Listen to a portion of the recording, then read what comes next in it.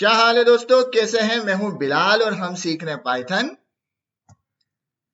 आज की वीडियो में हम जानेंगे रिक्वेस्ट मॉड्यूल के बारे में, जिसके द्वारा हम किसी भी एपीआई पे गेट रिक्वेस्ट कर सकते हैं, पोस्ट की रिक्वेस्ट कर सकते हैं, अपडेट की रिक्वेस्ट कर सकते हैं या डिलीट की रिक्वेस्ट सेंड कर सकते हैं। जिस तरह जावास्क्रिप्ट के अंदर फेच मेथड के जरिए एपीआई के ऊपर रिक्वेस्ट सेंड की जाती है। ये उसकी डॉक्यूमेंटेशन है, इसको जरा सा रीड करते हैं, उसके बाद कोड करेंगे। तो इसके अंदर हमें कहा गया है कि ये जो अगर आपको इस्तेमाल करना है मॉड्यूल, तो सबसे पहले से इंस्टॉल करना होगा और इंस्टॉल करने के लिए उसकी ये कमांड है। उसके बाद अगर मैं स्क्रॉल डाउन करें तो यहाँ पे इन्होंने एक छोटी सी कोडिंग करके हमें बताई है कि इसको अगर आपको यूज करना है तो सबसे पहले इस मॉड्यूल का आपको इंपोर्ट करना है, और इंपोर्ट करने के बाद जो मेथड आपको कॉल करना है like get post delete update, उसे आप गेट करके उसको यूज करेंगे या उसको कॉल करके उसको यूज करेंगे। उसकी कुछ प्रॉपर्टीज है लाइक हेडर, स्टेटस कोड और इनकोडिंग, टेक्स्ट और जेसन। तो इसको हम एक्सपेरिमेंट करते हैं अपने कोड के जरिए। तो हम आ जाते हैं सबसे पहले अपने कोड के ऊपर। कोड के ऊपर आने के बाद हम इसको सबसे पहले इंस्टॉल करते हैं। इंस्टॉल के लिए ये क्या कहते हैं, पिप इंस्टॉल रिक्वेस्ट। रिक्वेस्ट में आखिर में एस लगाना जरूरी है, ठीक है। जैसे ये कमांड चलाएंगे आपकी इंस्टॉलेशन शुरू हो जाएगी। मेरे पास ऑलरेडी इंस्टॉल है तो मैं इसको इंस्टॉल नहीं कर रहा। उसके बाद क्या करना है, उसके बाद ये कहते हैं कि जब भी आपको इस मॉड्यूल को यूज करना है तो इसको इंपोर्ट करो। तो मैं कहता हूं इंपोर्ट रिक्वेस्ट।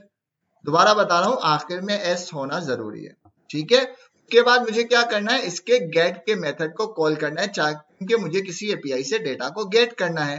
तो मैं क्या करता हूं, एक वेरिएबल बनाता हूं डेटा, गेट डेटा का बनाता हूं, गेट डेटा। गेट डेटा के बाद मैं कहता हूं रिक्वेस्ट डॉट गेट के मेथड को कॉल कर दिया। कॉल करने के बाद यहाँ पे मुझे यूआरएल पास करनी है। तो मैं क्या करूंगा, एक और वेरिएबल बनाता हूं यूआरएल के नाम से, ताकि कोड साफ सुथरा और समझ में आए आसानी से। और यहाँ पे एक स्ट्रिंग पास करता हूं, और यहाँ पे हम अभी यूआरएल पे ले आएंगे और यहाँ पे इस यूआरएल को पास कर देते हैं, ठीक है। ये बात तो हो गई, इसको कॉल करने की बात हो गई। इसके बाद मैं क्या करता हूँ, इसको प्रिंट करवाता हूँ लाइक प्रिंट। और प्रिंट करवाने के बाद देखते हैं कि इसके अंदर गेट डेटा के अंदर हमारा डेटा आ रहा है या नहीं आ रहा, ठीक है। तो सबसे पहले मुझे यूआरएल लानी है। यूआरएल कहाँ से लाएंगे, हम प्लेस होल्डर से लाएंगे, जेसन प्लेस होल्डर। मैं गूगल पे गया, मैंने लिखा यहाँ पे जेसन प्लेस होल्डर, पहले लिंक के ऊपर गया और यहाँ पे स्क्रॉल डाउन करने के बाद ये सारी यूआरएल है। तो मैं जिसके अंदर ये 10 डेटा है, 10 एरे ऑफ ऑब्जेक्ट है, तो 10 ऑब्जेक्ट वाली मैंने ये जो है यूआरएल को कॉपी कर दिया। और कॉपी करने के बाद मैंने इस यूआरएल को यहाँ पर पेस्ट कर दिया। यहाँ पे मुझे एक एरे ऑफ ऑब्जेक्ट मिल जाएगा। अगर मैं इस कोड को चलाऊं तो देखते हैं क्या मिलता है। मुझे यहाँ पे रिस्पॉन्स 200 मिल गया, मतलब कि बिल्कुल ये यूआरएल सही है। और यहाँ पे हमें डेटा रिसीव हो गया बट विजिबल नहीं हुआ। और डेटा को विजिबल करने के लिए यहाँ पे मैं क्या करूंगा, टेक्स्ट कर दिया। अब अगर डेटा को चलाऊं तो देखो मुझे डेटा मिल गया। यहां तक बात क्लियर हो गई। और एक और चीज भी हम चेक कर लेते हैं, लाइक हमने यहाँ पे पढ़ा था कि इसके अंदर क्या है, स्टेटस कोड। अगर मैं स्टेटस कोड देखना चाहूं तो ये मुझे अभी 200 नजर आया था, दोबारा आ जाएगा 200, या इससे हमें स्टेटस कोड मिल जाएगा। और इसके साथ साथ अगर हमें इस डेटा को जेसन में कन्वर्ट करना है तो हम कहेंगे जेसन, इसके मेथड को कॉल किया, डेटा चलाएंगे, हमें जेसन में मिल गया। जिस तरह से हम चाहें इसको बुला सकते हैं, कॉल कर सकते हैं। तो ये इसकी हमने चीजें भी देख ली।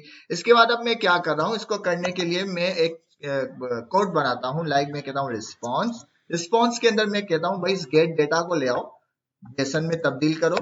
जेसन में तब्दील करने के बाद मैं अब रिस्पॉन्स को यहाँ पे प्रिंट करवाता हूँ।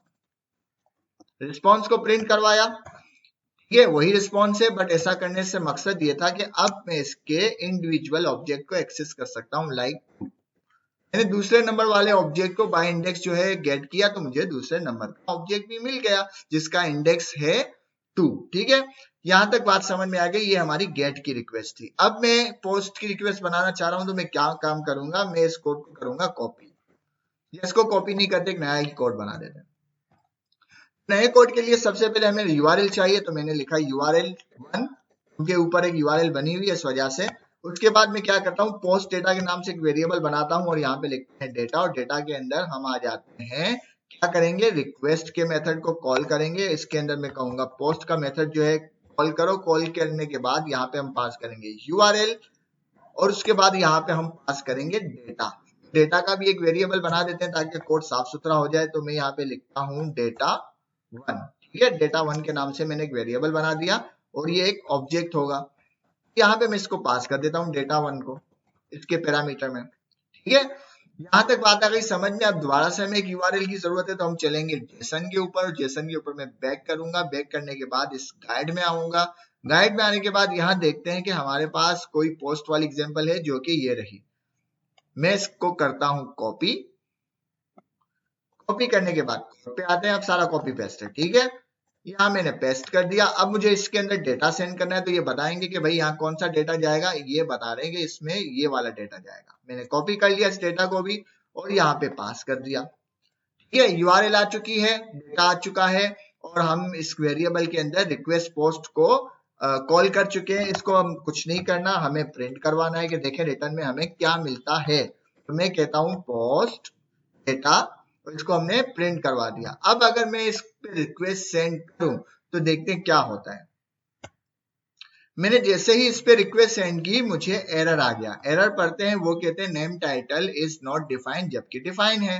तो इससे ये समझ में आता है, अगर इसको आप चैट जीपीटी करें या गूगल करें तो आपको ये पता चलेगा कि भाई यहाँ जेसन के अंदर ऑब्जेक्ट भेजना है, हम इसको जेसन बना देते हैं। ये जेसन बन गया, ठीक है, जेसन बन गया। अब अगर हम इसको सेंड करें देखते हैं क्या मिलता है। हमारा रिस्पॉन्स आया 201, मतलब हमारा डेटा पोस्ट हो चुका है। अब डेटा जो पोस्ट हुआ है इसके अगेंस्ट हमें क्या रिटर्न में मिल रहा है? टेक्स्ट। एस टेक्स्ट क्या रिटर्न में मिल रहा है? मैं कहता हूँ टेक्स्ट। भाई जो भी टेक्स्ट रिटर्न में मिले वो मुझे बताओ। इसकी प्रॉपर्टी है टेक्स्ट, इसकी प्रॉपर्टी है। किसकी प्रॉपर्टी है? रिक्वेस्ट मॉड्यूल की प्रॉपर्टी है टेक्स्ट।